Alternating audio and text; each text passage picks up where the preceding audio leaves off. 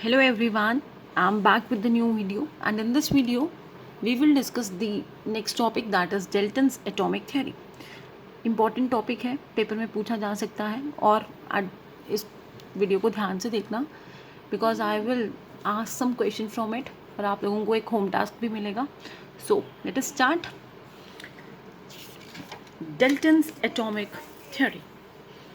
The Dalton's atomic theory was proposed by Sir John Dalton in the year 1803. Dalton atomic theory basically Sir John Dalton का एक attempt था to explain the nature of atom, structure of atom. Let us discuss what he postulated that time. Postulates होते हैं points. इस theory के क्या points हैं, क्या ऑब्जर्वेशंस हैं, क्या इसकी जनरलाइजेशंस हैं, ये postulates में हम लोग पढ़ेंगे. Let us discuss one by one. The first postulate is atom is a hard, dense and smallest indivisible particle of matter. According to Sir John Dalton, atom जो है वो एक hard substance है, dense substance है and smallest indivisible particle है matter का. ये जो smallest और indivisible particle है ना, ये बात थोड़ी सी फंसती है, इतनी इजीली नहीं हम लोग इसको ग्रैब कर सकते. Let us see what they are talking about. Indivisible is the one जिसको हम लोग further divide नहीं कर सकते. बट हम लोग तो 9th-10th में यही पढ़ते आए हैं कि जो हमारा एटम रहता है, इट इज़ हैविंग फर्दर, अगर हम एटम को डिवाइड करते हैं, और यू कैन से एटम जो है वो बना है किसका, इलेक्ट्रॉन्स का, प्रोटॉन्स का एंड न्यूट्रॉन्स का. अगर हम एटम को डिवाइड ही नहीं कर पाते तो ये सब डिविजन्स कहाँ से आ गई भैया. So it is somewhat, it is kind of, you can say, fish in the eye or fishy. Next postulate, each element consists of a particular kind of atom. वो बोलता है हर एलिमेंट जो है उसमें एक पर्टिकुलर काइंड ऑफ एटम ही होंगे. जैसे if you are having hydrogen, तो ये जो हाइड्रोजन एलिमेंट होगा, इसके जितने भी एटम्स होंगे वो एक ही टाइप के होंगे, एक ही प्रकार के होंगे.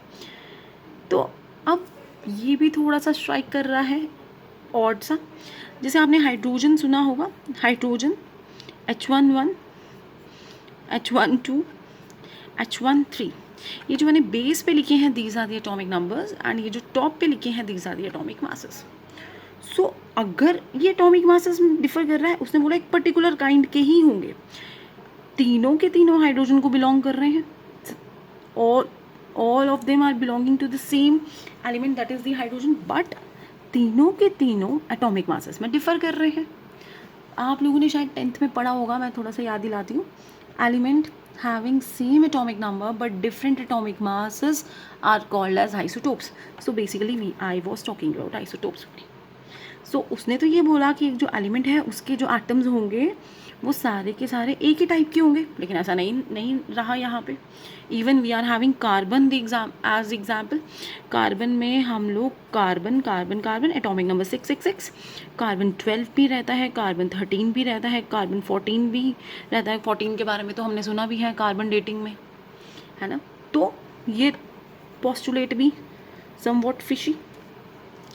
Now let us see what is there in the next one.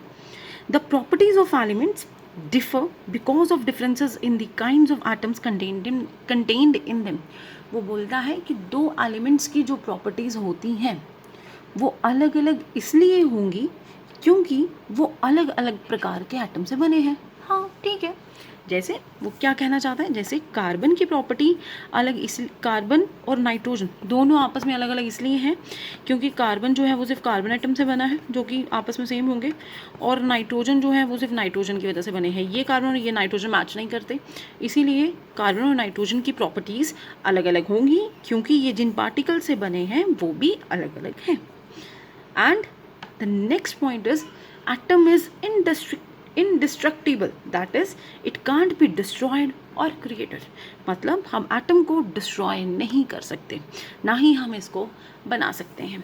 तो ये पॉइंट मुझे थोड़ा सा कन्विंस कर लेता है, कन्विंस करता है या नहीं करता, that's not the point here. All we have to do is to learn and memorise this theory because it is the part of our syllabus. तो ठीक है, वो हम लोग अपने लेवल पे कुछ भी सोचें, लेकिन कॉन्सेप्ट में तो है भैया. टॉपिक में भी है, you have to learn. So it was a Dalton's atomic theory. 4 postulates are there. ये सबसे ईजी वे में मैंने कंपैक्ट वे में लिखा है यहाँ पे. तो 4 पोस्टुलेट्स पर देयर. पहले में हमने डिस्कस किया एटम जो है वो हार्ड है, डेंस है, छोटा पार्टिकल है जिसको हम फर्दर डिवाइड नहीं कर सकते. सेकंड में ये था कि जो एलिमेंट है उसके जो कंपोनेंट्स होंगे, दैट इज़ जो एलिमेंट जिन एटम से बना है, यहाँ पे खुद ही एटम जिन एटम से बना है वो सारे के सारे एक ही प्रकार के होंगे. Next the properties of elements. दो अलग अलग एलिमेंट्स की प्रॉपर्टीज़ इसलिए डिफर करती हैं क्योंकि उनके जो कॉन्स्टिट्यूटिंग एटम्स होते हैं वही डिफर करते हैं. ठीक है. Atom is इंडेस्ट्रक्टिबल. इंडेस्ट्रक्टिबल मतलब एटम को हम डिस्ट्रॉय नहीं कर सकते एंड इसको हम क्रिएट भी नहीं कर सकते. Right. So it was your Dalton's atomic theory. And now what you have to do is to pen its limitations. Basically I am asking for the homework. आप लोग इसकी होमवर्क में मुझे इसकी एटलीस्ट 3 लिमिटेशंस लिख के देंगे.